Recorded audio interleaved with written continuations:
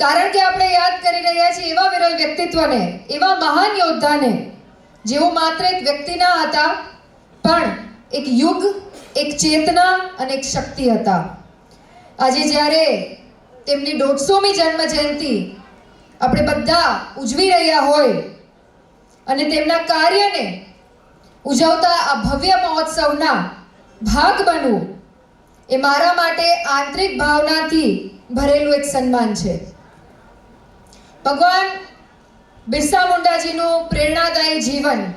15મી November 1875માં ઝારખંડના એક